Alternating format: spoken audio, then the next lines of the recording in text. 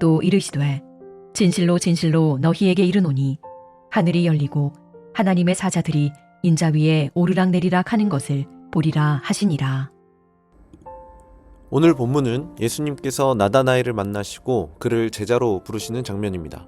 물론 나다나엘만 부르시는 건 아닙니다. 요한복음에서 소개하기론 가장 먼저 안드레를 만나시고 그 안드레가 시몬, 베드로를 부르시죠. 그리고 빌립을 만나신 다음에 그 빌립이 나다나엘에게 메시아를 소개하는 겁니다.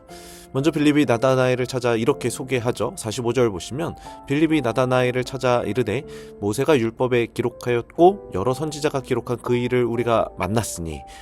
빌립이 나다나엘에게 예수님을 소개하는데 그 첫 문장이 무엇이냐면 모세가 율법에 기록하였고 여러 선지자가 기록한 그이라는 표현이었습니다.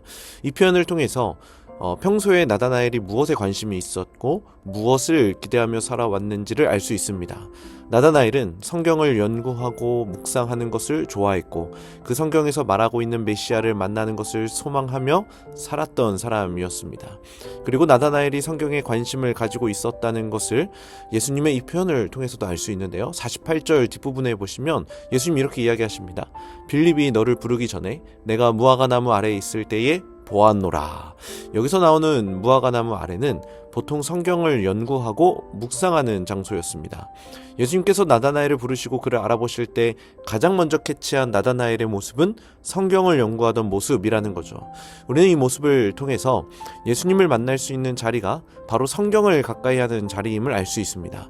우리 청년들 예수님 만나고 싶으십니까? 그렇다면 우리는 말씀의 자리에 머물러야 합니다.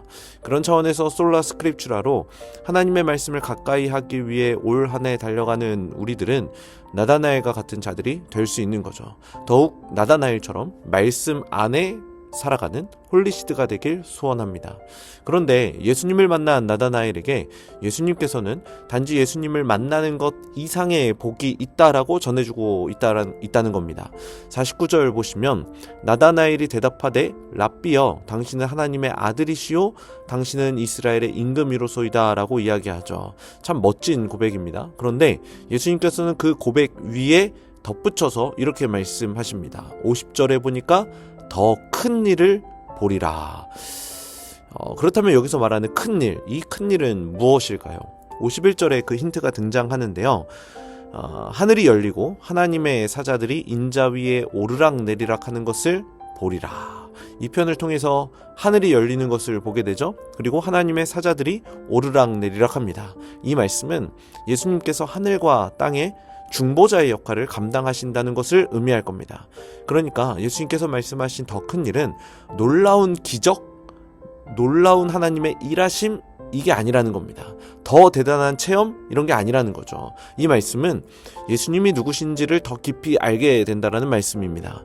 예수님이 단순히 위대한 선지자, 선생님 이런 관점을 훨씬 뛰어넘어 하늘과 땅의 중보자라는 사실을 보게 되는 거죠.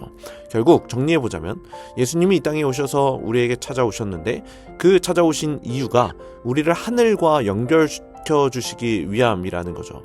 우리는 여전히 땅에 발을 딛고 이 땅에 살아가지만 우리의 정체성은 하늘에 있다라는 것을 가리킬 겁니다. 사랑하는 청년 여러분, 말씀을 읽는다고 해서 당장 우리의 인생이 바뀌지 않을 수 있습니다. 그러나 분명한 건 말씀의 자리에 머무는 사람은 반드시 예수님을 만나게 됩니다. 그리고 예수님을 만난 사람은 자기 인생이 이 땅에만 묶여있지 않다는 것을 함께 보게 되죠. 그렇기 때문에 오늘 우리에게 주어진 이 하루를 살아가시는 우리 홀리시드의 모든 청년들이 머물러야 할 곳은 바로 말씀의 자리입니다. 그리고 예수님을 단순히 지식적으로 아는 것을 넘어서 우리를 위해 베푸시는 그 큰 일을 기억하며 그 큰 일 안에서 우리를 하늘의 신분으로 회복시키는 것을 온전히 기대하시는 우리 모든 홀리시드가 되길 축복합니다.